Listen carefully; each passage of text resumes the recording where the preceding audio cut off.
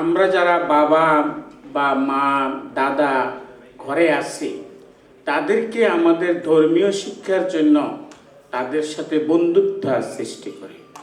তাহলে আমার মনে হয় যে অনেক ভাই যে নার্ভাসজনক কথা বলছেন যে এই ইংরেজি শিক্ষা, এই শিক্ষা শেখার জন্য পৃথিবীর বিভিন্ন দেশ থেকে এই দেশে আসে, আমরা এটাকে অবহেলার চোখে না দেখি এবং আমরা ঘরের মধ্যে পরিবেশ সৃষ্টি করি যেন আমাদের ছেলে মেয়েরা যেন আমাদের চরিত্রে, আমাদের সততায়, আমরা যারা যে সমস্ত কিছুর মধ্যে অভ্যস্ত আছি, অনেক কিছু আমি এখানে ক্লিয়ার বলবো না, আমি যে কথাটা বলতে চাচ্ছি, আমরা নিজেরা অনেকভাবে এখানে মিথ্যার আশ্রয় নিয়ে আমরা নিজেকে ধ্বংস করতেছি এবং আমাদের ভবিষ্যৎ জেনারেশনকে ধ্বংস করতেছি।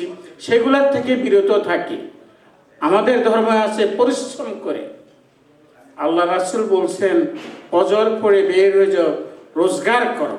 কিন্তু রোজগার করতেছি কিন্তু এই দেশের আইন কানুন মোতাবেক আমরা চলছি না। আমরা এই দেশের সুযোগ নেওয়ার জন্য চিন্তা করতেছি।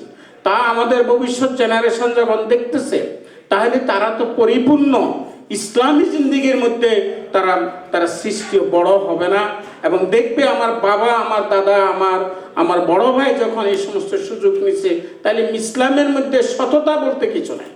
তো এগুলাকে আমরা পরিহার করে আমরা যদি ইসলামী দৃষ্টিভঙ্গিতে চলি, ইনশাল্লাহ আমেরিকাতে মুসলমানদের একটা অবস্থান হবে, এটাই আমি আশা রাখি। সবাইকে ধন্যবাদ।